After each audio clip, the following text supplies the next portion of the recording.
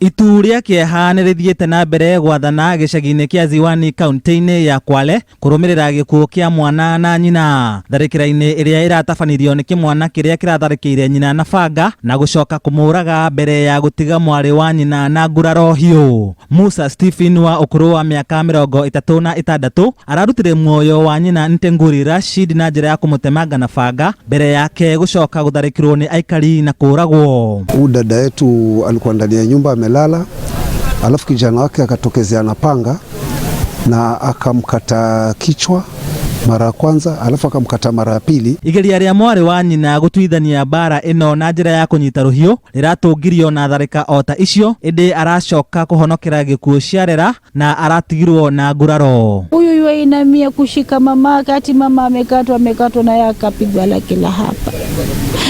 Mimi nishafika mlangoni, amegeuka sasa anataka kupasua tu kila mtu hivi. Ameshika panga anataka Mimi nilishika lile panga, sikuamini kama nitaweza kushika lile panga. Kurerikana Musa ni akoretwo na ngucanio na nyina maita maingĩ na kwenda kũmũraga ona akinya gũtwarwo borithi. Mwezi wa 6 alimchimbia kaburi mama yake, akawa anataka kumzika, lakini kwa sababu ya watu raia wakamzuia, ili haikutendeka. Huyo alikuwa na ugovi na familia before. Sisi tukamreport, akakaa 5 days. Tena akasema mimi nimetubu, nisameheni, sitarudia.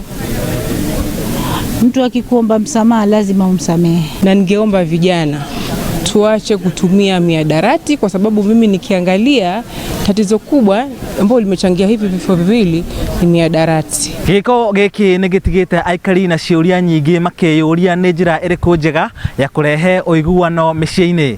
Handũ-inĩ ha Inooro TV ndĩ gĩcagi kĩa Ziwani gũkũ Ngoli-inĩ kaunti ya Kwale, njĩtagwo Lawrence Ng'ang'a wa Mwangi.